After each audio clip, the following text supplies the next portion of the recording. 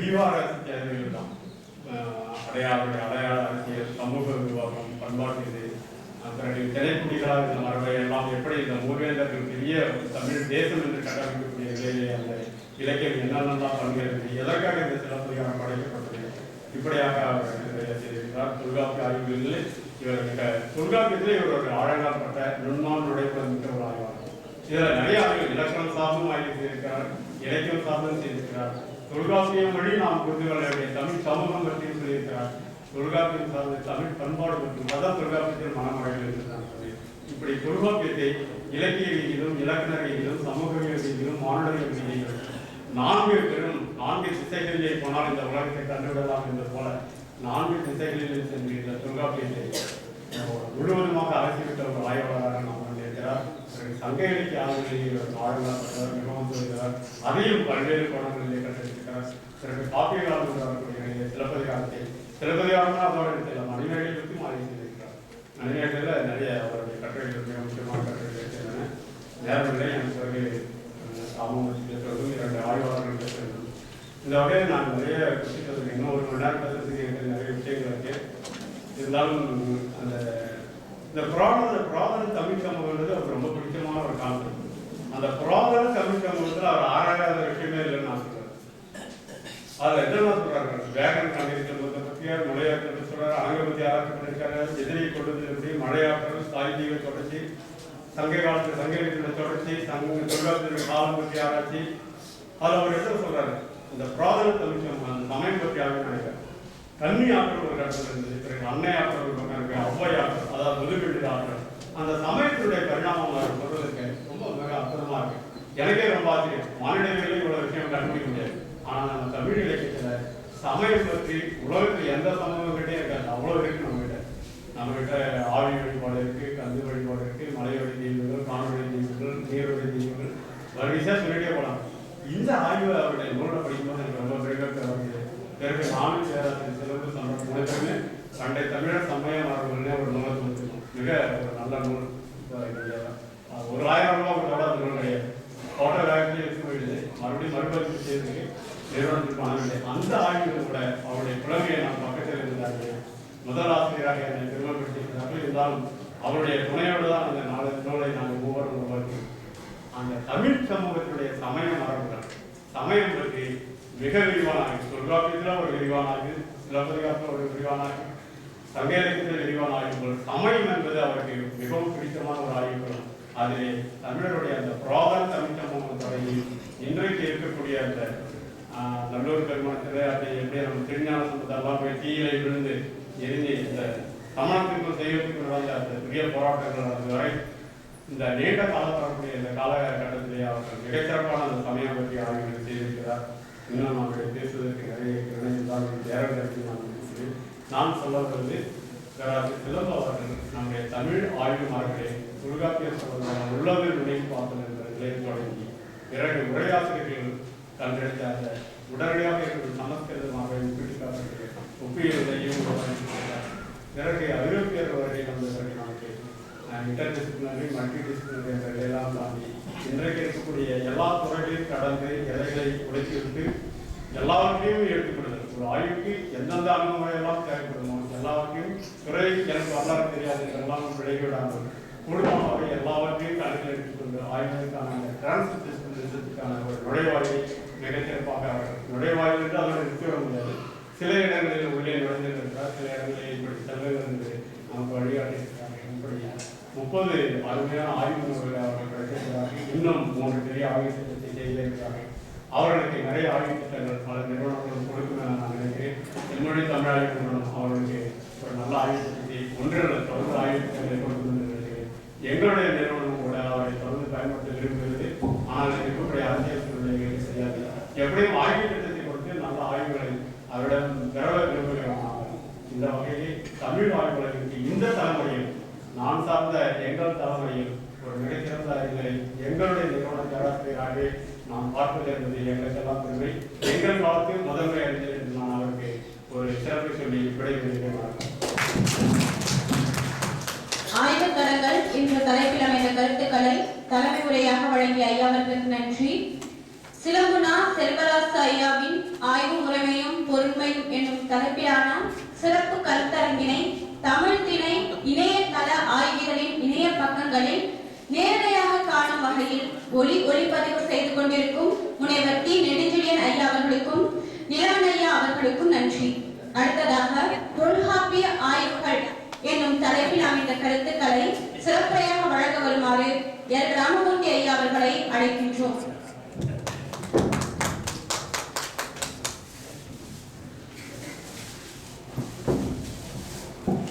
இந்த இனிய விழாவினுடைய நாயகன் ஐயா சிலம்பு அவர்களே, மிகப்பெரிய கிட்டத்தட்ட 35 ஆண்டு கால ஆய்வு வரலாற்றை ஒரு மணி நேரத்தில் சிலம்பையாவுடைய மிகப்பெரிய பரிமாணத்தை 1 மணி நேர ஆய்வாக வழங்கிய புதுவை மொழியியல் பண்பாட்டு ஆராய்ச்சி நிறுவனத்துடைய இயக்குனர் அவர்களே மற்றும் பேராசிரியர் கமலா அவர்களே, ரத்னாமணேஸ்வரன் அவர்களே, அவருடைய துணைவர் அவர்களே, அரவிந்தன், சம்பத், ரவிசங்கர் போன்ற என்னுடைய இணைய நண்பர்களே, இந்த நாயகனுடைய உறவினர்களே, உங்களை எல்லாம் இந்த இனிய வேளையில் வணங்கி பெறுகின்றேன். பொதுவாக பேராசிரியர் பக்தவச்சலம் அவருடைய பேச்சுக்களை அவ்வளவு நான் கேட்டதில்லை, ஆய்வு கட்டுரைகளை தான் படித்திருக்கிறேன். எங்களுடைய ஆய்வுகளின் புதுவை மொழியியல் பண்பாட்டு ஆராய்ச்சி நிலையத்தில் நாங்கள் பேசும்பொழுது ஒரு அரை மணி நேரம் முதல் 1 மணி நேரம் பேசுவார்கள். இன்று அவர்கள் சிலம்பையா அவர்களை பற்றி பேசிய பிறகு இதற்கு பிறகு என்ன பேசுவது என்று எனக்கு ஒருவே புரியவில்லை. கிட்டத்தட்ட நான் நிறைய சொல்லணும் அப்படின்னு நினைச்சோன்னேன். இப்போ அவர் அந்த உலகளாவிய நிலை எவ்வாறு ஆய்வுகள் சென்றிருக்கின்றன, அது சிலம்பையா அவருடைய ஆய்வு எவ்வாறு பிரதிபலித்திருக்கிறது என்பதை மிக அழகாக மிக அருமையாக சொல்லியிருக்கிறார்கள். இது எத்தனை பேருக்கு சேர்ந்து சேர்ந்திருக்கும் என்று தெரியவில்லை. ஏனென்றால் ஆய்வாளர்கள் மட்டுமல்ல, இங்கே சிலம்பையாவுடைய உறவினர்கள் தான் இருக்கிறார்கள். அந்த வழியில் என்னுடைய ஆய்வை மிகப்பெரிய ஆய்வாக நான் நிகழ்த்தப் போவதில்லை. அதற்கு முன்னால் உங்களுக்கு தான் ஆச்சரியமாக இருக்கும், நான் மைசூரில் வேலை செய்து வருகின்றேன். மைசூரில் இருந்து அதுவும் வேலை நாளே இந்த சிலம்பையாவுடைய இந்த ஆய்வு முறைகளை பேசுவதற்காக இவர் வந்திருக்கின்றாரே என்று உங்களுக்கு தான் தோணலாம். அது எனக்கும் சிலம்பையாவுக்குமான ஒரு நெருங்கிய தொடர்பை எடுத்தார். ஐயா அரவிந்தன் அவர்கள் என்னிடம் தொடர்பு வந்து சிலம்பையா ஓய்வு பெற்றிருக்கின்றார்.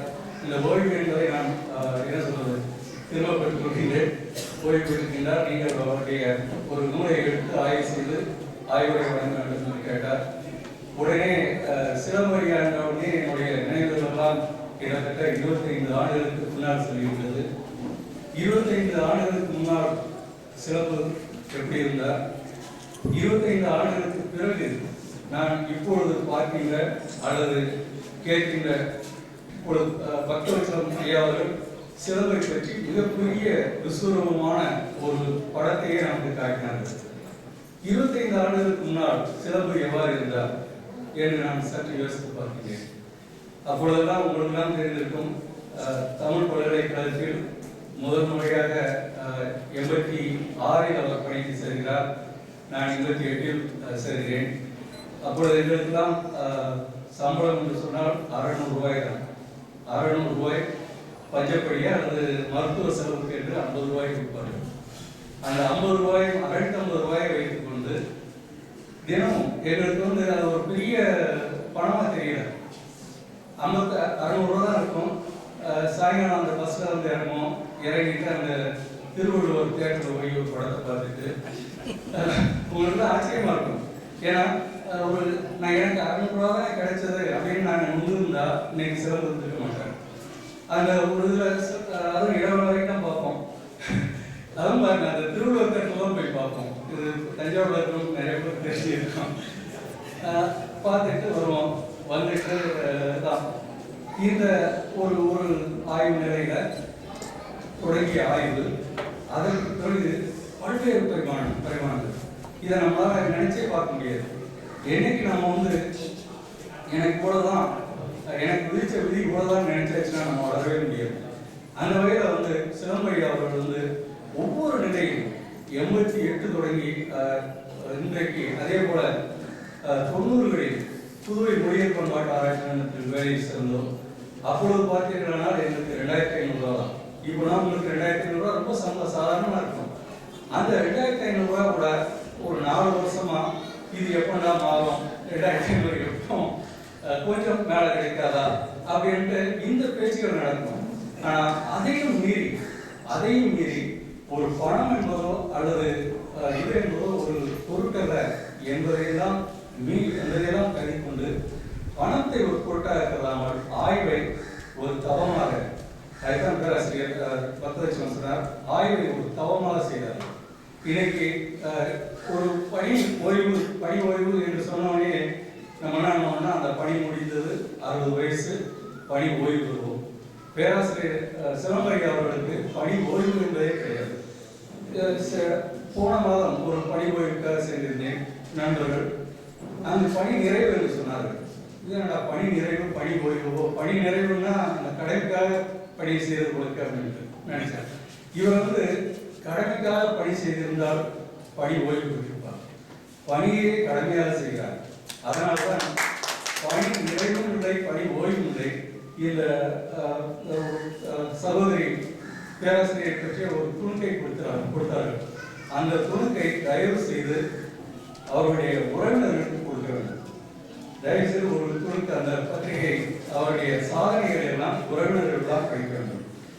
இந்த அளவுக்கு பணியை கடமையாக செய்வதனால்தான் இன்று பேராசிரியர் சிலம்பையா அவர்கள் வந்து ஒரு முன்னோடியாக பக்தவச்சலம் எதையும் சொன்னாலும் பக்தவச்சலத்தை தாண்டி பேச முடியாததுனால பக்தவச்சலம் சொன்ன எங்களுடைய தலைமுறையில் ஒரு முன்னோடி அப்படின்னு சொன்னா இல்லையா, அந்த முன்னோடியா இருக்கும்போது எனக்கு ரொம்ப பெருமையா இருக்கு. நம்மளோட வடை சாப்பிடும் ஒரு 11 மணி ஆச்சுன்னா ஒரு மசாலா வடை இல்லாட்டி எங்களுக்கு பணிவோ நடக்காது. இப்போ வடை போயிடுச்சு, வடை சாப்பிட முடியாது. இருந்தாலும் அந்த மசாலா வடை சாப்பிட்ற டைம்லையும் பார்த்தீங்கன்னா இந்த ஆய்வை பற்றி நம்ம சொல்லியிருக்கு. இந்த எண்ணெய்க்கு வந்து நமக்கு வந்து இல்லை விதி அப்படின்னு வந்தோமோ நம்ம முன்னேறவே முடியாது. எங்களுக்கு பணம் 600 ரூபா தான் சம்பளம், 2500 ரூபா தான் சம்பளம். ஆனாலும் அதை ஒரு ஜாலியாக ஒரு கொண்டாட்டமாக எடுத்துக்கிட்டோம். என்னைக்கு நம்மளாம் வாழ்க்கையை ஒரு கொண்டாட்டமாக எடுக்கிறோமோ அப்போ உண்மையிலேயே நம்மளால சாதனை கிடைக்க முடியும். அதுக்கு முதல் எக்ஸாம்பிள் சிலம்பையா. அதுபோல் பணி ஓய்வு பெற்றாச்சுனாலே நிறுவனத்தில் ஏதோ ஒரு சடங்கா செய்வாங்க இல்லையா, சடங்கா ஒரு ஆளுக்கு 100 ரூபா போட்டு ஒரு பொக்கே கொடுத்து போயிட்டு வாங்க அப்படின்வாங்க. ஆனால் இவங்க பணி ஓய்வு பெற்ற உடனே அங்கேயே ஒரு கல்பனை நடத்திருக்காங்க. அங்கேயே 1000 ரூபான்னு ஒரு கல்பனை அதை நடத்தினது மட்டும் இல்லை, இன்னைக்கு இவருடைய படைப்புகளை எல்லாம் அல்லது இவருடைய நூல்களை எல்லாம் தனித்தனியாக ஒவ்வொரு வருடம் கொடுத்து அதை ஆராய்ச்சி செய்ய வேண்டும், அதிலுள்ள சிறப்புகளை கொண்டு வர வேண்டும் என்று இந்த சிந்தனை உதித்ததே. இது யார் உதிக்குன்னா அவருடைய சிந்தனையாளர்கள் மட்டும்தான், அவர்கிட்ட தான் கிடைக்கும். அந்த அரவான சிந்தனையாளர்கள் சொல்லுவோம் நாங்கள். அப்போ இப்போ அந்த சீரியஸ் ரிசர்ச்சர்ஸ் அப்படின்னு சொல்லக்கூடிய இவங்ககிட்ட தான் அது வரும். இந்த மாதிரியான ஒரு கருத்தரங்க நான் பார்த்ததே இல்லை. என்னுடைய கிட்டத்தட்ட நானும் பணி ஓய்வு பெற போகிறேன். இந்த நிலையில அவருடைய படைப்புகளை எடுத்து அதையே ஒரு கருத்தரங்காக மாற்றுவது என்பது மிகப்பெரிய சாதனையாளருக்கு மட்டும்தான் இது நிகழ்த்த முடியும். அந்த வகையில் சிலம்பையா அவர்கள் சாதனையாளர்கள். அதுபோல இன்னொரு ரொம்ப முக்கியமான விஷயம்னா, நான் கருதுறது நம்மளாம் பணியிடத்துல ஏதோ நம்ம வேலை செஞ்சிருக்கோம், பணியிடத்துல கூட நம்ம யாரும் நினைக்க மாட்டாங்க. அதே போல அதை விட சொந்த ஊர்ல ஒரு இந்த மாதிரியான ஒரு விழா நடக்கிறது வந்து யாருக்குமே கிடைக்காது. அந்த வகையில நமக்கு எல்லாம் என்ன தெரியுங்கன்னா, அப்போ எல்லாருக்குமே நம்மளாம் ஓரளவு குடும்பம் குழந்தைகள்லாம் ஆயிடுச்சு. இப்போ கூட நான் பெரியாலாம் நான் நினைச்சிட்டு இருக்கேன், நான் எவ்வளோ போறேன் உடம்புக்கு போறேன் அப்படின்னு நினைச்சிட்டு இருப்பேன். என் பொண்ணு என்ன சொல்லுவேன்னா, அவனுக்கு ஒன்றும் தெரியாது பாருங்க, இவ்வளவு பரவாயில்ல, என் முன்னாடி அதான் சொல்லுவான், உங்களுக்கு எதுவுமே தெரியாது பெசாம. இதே தான் எல்லாரும் குடும்பத்துலையும். ஆனா சிலம்பையா குடும்பத்துல எல்லாம் இருக்காங்க, அவருடைய மாமா இருக்காங்க, சகோதரிகள் இருக்காங்க. இவங்க தான் சிலம்பு வந்து ஒரு தம்பியா தான் பார்த்துருப்பாங்க. தம்பியாக பார்த்துருப்பாங்க. அந்த நினைவுகள், அந்த பழைய நினைவுகள் தான் எப்போவுமே அங்கே நம்ம தம்பி சாப்பிட்டானா, ட்ரெஸ் பண்ணானா, ஸ்கூலுக்கு போனானா, இதாக இருக்கும். இப்போ கூட எங்கள் வீட்டில் போய் கேட்டிங்கன்னா, எங்கள் அண்ணனோட எங்கள் அம்மாட்டே கேட்டிங்கன்னா, எங்கள் அம்மாவெல்லாம் இருக்காங்க, அண்ணன் கூட உறவினர்லாம் கேட்டால் தம்பியோ மைசூர் வேலை செய்யலாம், இதுதான் தெரியும். இப்போ சிலம்புடைய உறவினர்கள் கேட்டால் ஆமாம் தம்பி புதுச்சேரியில் வேலை செய்கிறாரு, இப்போ ரிட்டையர்ட் ஆகிட்டாரு, இதுதான் தெரியும். ஆனால் புதுச்சேரியில் வேலை செஞ்சாரு, என்ன செஞ்சாரு அப்படிங்கிறத நீங்களாம் தெரிஞ்சுக்கணும்னு இந்த இதை கர்த்தரங்க ஆராய்ச்சி ஏற்பாடு செஞ்ச இவர்களை மீண்டும் ஒரு முறை பாராட்டுகிறேன். அதே போல எதை சொல்றேன்னு எனக்கு தெரியல. கிட்டத்தட்ட நம்ம ஒரு என்ன சொல்றது, நம்ம கூடயே இருப்போம், ஆனால் அவங்களுடைய வளர்ச்சி நமக்கு தெரியவே தெரியாது. நான் பாண்டிச்சேரியில் அவரோட வேலை செய்கிற வரைக்கும் ஏதோ ஒரு கட்டை எழுதணும், அந்த கட்டை உருவாயிருக்கும், அவ்வளோதான் தெரியும். ஆனால் ஒரு 10 வருஷம் நீங்கள் ஒரு நண்பரையோ அல்லது உங்கள் குடும்பத்தையோ விட்டு வெளியே போயிட்டு மறுபடியும் வந்து பாருங்க, அந்த ஒவ்வொருவரும் அடைந்திருக்கக்கூடிய அந்த பரிணாம வளர்ச்சி அந்த வகையில் பார்க்கும் பொழுது மிக பிரம்மாண்டமாக வளர்ந்திருக்கிறார் என்பது எந்த ஐயமும் இல்லை. அதே போல இவருடைய ஆய்வுகள் எல்லாம் பார்த்தீங்கன்னா இந்த கட்டுரைக்கும் இந்த கருத்தரங்கிற்கும் இவருடைய நூல்களுக்கும் ரொம்ப தொடர்பு. எப்பவுமே இவர் பார்த்தீங்கன்னா சாதாரணமாகவே சொல்ல மாட்டார். எதை எடுத்தாலுமே தொழில் தமிழர் சமயம், இல்லை சிலப்பதிகாரம் மீள் வாசிப்பு, இல்லை மறு வாசிப்பு, அதெல்லாம் வச்சாச்சா திருப்பி நீங்கள் போய் மீள் வாசிக்கிறீங்க மறு வாசிக்கிறீங்க எல்லாம் தெரியும். ஆனால் அப்போ எந்த ஒரு இதையும் மீள் வாசிக்கிறது, மறு வாசிப்பு செய்கிறது, தோண்டி பார்க்கிறது, இதைத்தான் இந்த கருத்தரங்க ஒருங்கிணைப்பாளர்கள் செய்திருக்கார்கள் என்று நினைக்கிறேன்.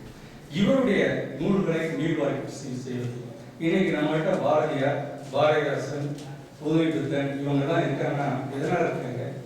அவங்களுடைய படைப்புகள் ஒண்ணு, ஆனா அவங்க படைப்புகளை மேல திருப்பி வாசிக்கிறோம், திருப்பி ஆராய்ச்சி பண்றோம். இந்த மீள் வாசிப்போடும் திரும்ப சொல்லக்கூடிய அந்த சொல்லாடல்களும் தான் அந்த மனிதனை காலம் கடந்து வாழ வைக்கிறது. அந்த நிலையில் இந்த கருத்தரங்கு சிலம்பு அவருடைய இந்த காலத்தை விட்டு இன்னும் வருங்காலங்களில் அவரை வாழ வைப்பது இந்த கருத்தரங்கு தான். அதே போல சிலம்பையா சொல்லணும்னா கொஞ்சம் வல்கரா சொன்னா ரொம்ப அரிப்படுத்துவது. அரிப்புனா நமச்சல் எப்பவுமே இருந்துட்டு இருக்கும். நீங்க பக்கத்துல ரத்னாவன் பேசினா உங்களுக்கு இருக்கும், லைட்டா சொல்லி விடுங்க, அவர் கொஞ்சம் சுகமா இருக்கும், திருப்பி அவரே சொல்லி ஆரம்பிச்சுருவாரு. அந்த வகையில் இவர் பார்த்தீங்கன்னா எப்போ பார்த்தாலும் ஏதாவது ஒரு ஆய்வு அமைச்சர் இருந்துகிட்டே இருக்கு. நான் கிட்டத்தட்ட 15 வருஷம் கூட இருந்திருக்கேன். 15 வருஷம் ஏதாவது ஒரு செமினார் முடிச்சிருப்போம், மறுபடியும் ஆரம்பிச்சாரு, என்னையா அடுத்து என்னையா பண்ணலாம் அப்படின்பாரு. இந்த அமைச்சர் இருந்துகிட்டே இருக்கும். அது சொல்லும் போது நம்ம சுகமா இருக்கும், அதுக்கப்புறம் நம்மளும் சொல்லி ஆரம்பிச்சோம். அந்த வகையில தான் எனக்கு தமிழுக்கு சம்மந்தமே இல்லை. நான் தமிழ் படித்தவன் அல்ல, தமிழுக்கு எனக்கு சம்மந்தமே இல்லை. ஆனா தமிழ்ல இருந்து எனக்கு 2-3 புத்தகங்கள் எழுத வச்சிருக்காங்கன்னா அந்த பெருமை அந்த ஒரு நன்றி கடற்கரைக்காக தான் வந்திருக்கேன். அந்த வேலை பார்க்கும்பொழுது அந்த நான் அதை ஒரு வியாதி மாதிரி நம்ம பார்த்திக்கிறோம். அந்த வியாதி பார்த்திக்கணும்னா இவர் பிரிவுக்கு வந்து எல்லாமே தமிழரோட சொன்னாரு. பிரிவுக்கு வந்து இந்த ஆய்வு பொருட்கள், தமிழ் ஆய்வு பொருட்கள் ஒரு மிகச்சிறந்த பணியை செய்யுது அப்படின்னு சொல்லியாச்சுன்னா அதுக்கு மிக முக்கிய காரணம் அந்த நமைச்சல் அடுத்தவங்களுக்கு கொடுத்தது. எல்லாரும் சேர்ந்து சொன்னாங்க. இப்போ தமிழ் உலகம் எல்லாமே தமிழை சொரிய போகுது. அந்த சொரியல் என்பது மிக இன்பமான சொரியலாக தான் இருக்குது. அதுக்கு மூல விதை அப்படின்னு சொல்லியாச்சுன்னா சிலம்பா. இதற்கு முன்னால் பேராசிரியர் கோதண்டராமன் எல்லாருமே ஆய்வில் நல்ல அடித்தளத்தை இருக்காங்க. ஆனால் அதுக்கு மேல ஒரு தமிழை பல்வேறு கோணங்களில் பார்க்க வேண்டும்.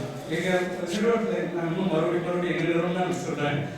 புதுவை மொழியியல் பண்பாட்டு ஆராய்ச்சி நிறுவனத்தில் அதுக்கு வாய்ப்பு இருந்தது. மொழியியல் துறை சார்ந்தவர்கள் இருந்தாங்க, இலக்கியத்துறை சார்ந்தவர்கள் இருந்தாங்க, நாட்டுப்புறைகளை படித்தவங்க இருந்தாங்க, மாணவிகளை படித்த அறிஞர்கள் இருந்தாங்க, அதே மாதிரி புதுக்கவிதையை பற்றி ஆராய்ச்சி பண்ணாங்க.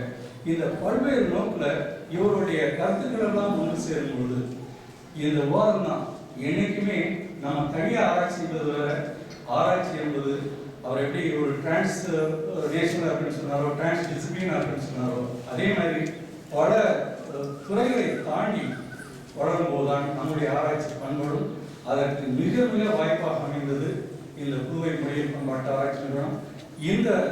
இந்த பணிகளை இன்னும் வரக்கூடிய இந்த ஆய்வாளர்கள் தொடர வேண்டும் என்பது மிக மிக உறுதியோடு அவர்கள் செயல்பட்டு வருகிறார்கள். அது தொடரும் என்று நான் நம்புகிறேன்.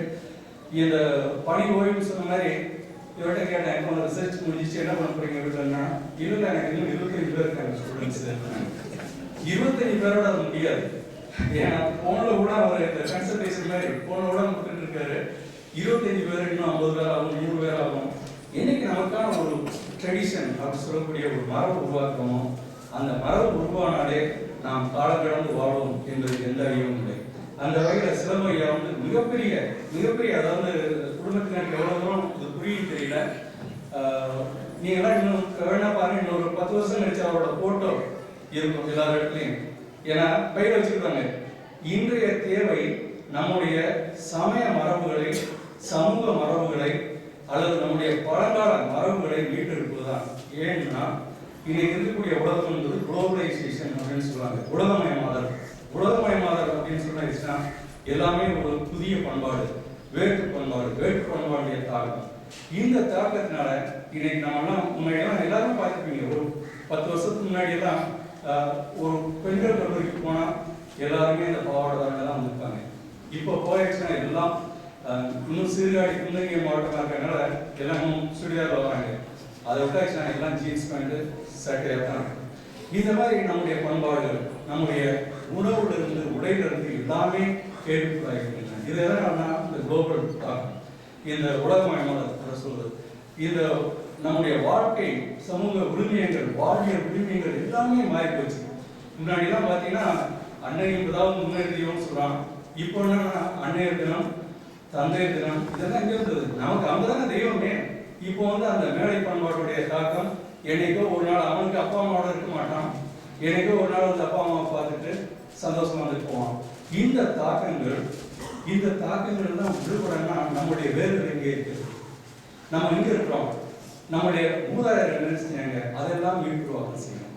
அதையெல்லாம் பல மரபுகளை பேசுவதன் வழியாகவும் பல மரபுகளை சொல்லறதன் வழியாக திரும்ப சொல்வதனாலும் தான் நம்முடைய பண்பாட்டு வேர்களை நாம் பிறருக்கு உணர்த்த முடியும், நம்முடைய சந்ததியருக்கு உணர்த்த முடியும். அந்த வகையில் இந்த ஆய்வுகள் எல்லாமே இந்த பண்பாட்டு வேர்களை நோக்கி, பண்பாடு என்பது இலக்கியம் மட்டுமல்ல, சமயம் மட்டுமல்ல, அனைத்தையும் உள்ளடக்கியது.